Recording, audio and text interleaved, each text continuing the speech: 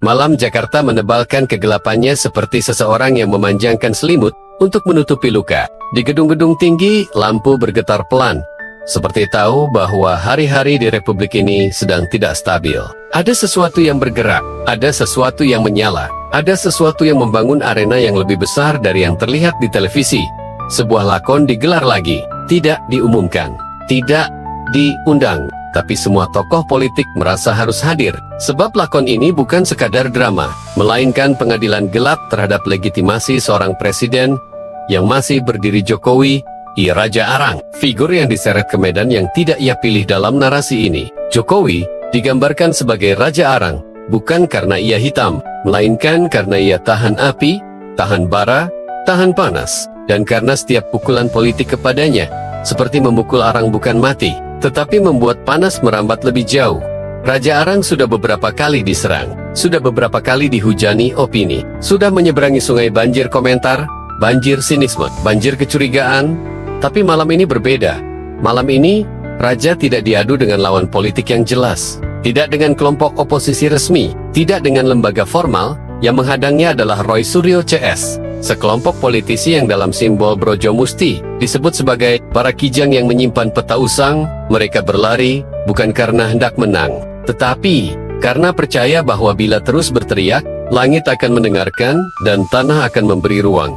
UGM menyatakan ijazah asli, Polri lewat Lab 4 menyatakan ijazah asli, tetapi Raja tetap dikejar, diburu, ditarik dari segala sisi, bukan untuk dijatuhkan, melainkan untuk diarahkan. Untuk apa? Antaksi. Untuk siapa Raja didorong agar tersandung? Inilah politik Indonesia. Serangan kecil tidak untuk mematikan, tetapi untuk mengatur ulang peta kekuasaan dua kijang perak, Roy Suryo CS, dan politik pertanda yang berlari tanpa letih. Roy Suryo CS tidak berlari seperti kijang biasa.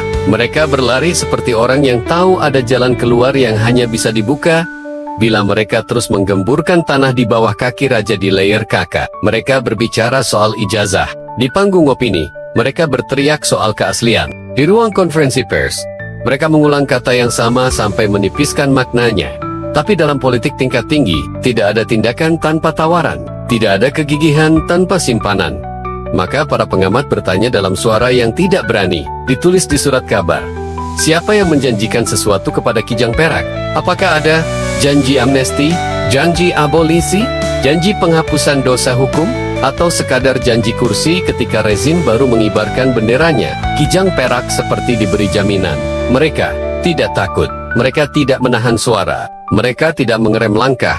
Dan dalam politik Indonesia, keberanian semacam itu tidak lahir dari keberanian, tetapi dari jaminan kekuasaan yang tidak terlihat. Naga besi.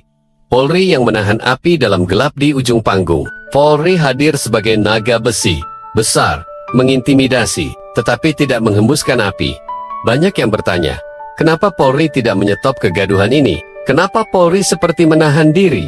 Kenapa Polri terlihat lembut? Jawabannya bukan karena takut, tetapi karena politik lebih rumit daripada hukum. Jika Polri bergerak terlalu cepat, mereka akan dituduh membela Raja. Jika Polri bergerak terlalu keras, mereka akan dituduh menindas oposisi. Jika Polri bergerak terlalu lambat, mereka akan disebut ragu. Maka pilihan terbaik bagi naga adalah diam. Diam adalah tameng. Diam adalah strategi. Diam adalah bahasa institusi yang paling tua. Polri tahu bahwa arena ini lebih besar dari sekadar masalah ijazah. Arena ini adalah perebutan masa depan Republik. Dan naga yang bijak tidak menghembuskan api di tengah pasar yang penuh minyak 4 bayang-bayang. Pinggetar malam. Dalam gelap politik Indonesia, simbol paling menakutkan dalam lakon ini adalah bayang-bayang. Entitas tanpa nama, yang menggerakkan banyak tokoh tanpa harus tampil. Mereka adalah elit politik yang sedang menawar posisi baru. Kelompok yang ingin meruntuhkan kekuatan Raja sebelum pemetaan kekuasaan final. Lembaga bayangan yang ingin menguji siapa yang paling rapuh. Tangan tak terlihat yang ingin membuat publik ragu pada Raja. Sebelum kalender politik berubah warna, bayang-bayang ini tidak memegang pisau, tidak memegang pena, tidak memegang mikrofon, tetapi mereka memegang ketakutan para politisi. Dan ketakutan adalah alat yang jauh lebih kuat daripada tuduhan. Mereka tidak ingin Raja mereka ingin Raja dipaksa menunduk, dipaksa menegosiasikan pengaruh, dipaksa membuka pintu bagi mereka yang sedang menunggu gilirannya memegang obor. Akhir yang belum ada, sebuah negara dalam senyap saat malam memuncak. Gamelan berhenti, Raja Arang berdiri tegap, tetapi lelah. Kijang perak menatap langit, tetapi matanya mulai gelap oleh intrik. Naga besi tetap diam, menjaga bara agar tidak menjadi perang.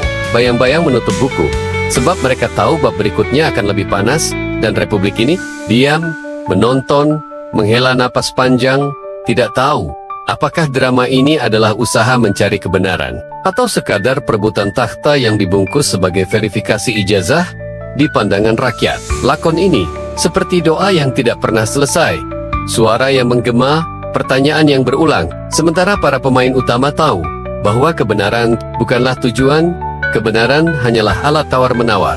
Dan di akhir panggung, Dalang menutup lakonnya dengan satu kalimat pahit, "Di negeri ini, orang jarang memperjuangkan kebenaran. Yang diperjuangkan adalah posisi dari siapa yang boleh mendefinisikan kebenaran itu." Some crumbling walls, dragons sleep but they always wake. Treasure calls for the bold to take. Strings of the violin cry out low, haunted by stories we'll never know. Every step a gamble deep below. The dungeon's heart begins to glow. Roll the dice and feel the thrill. Fate decides whose blood will spill. Courage breaks where fear stands still. Roll the dice, it's the devil's will. Echoed whispers through the halls, ancient secrets on crumbling walls. Dragons sleep but they always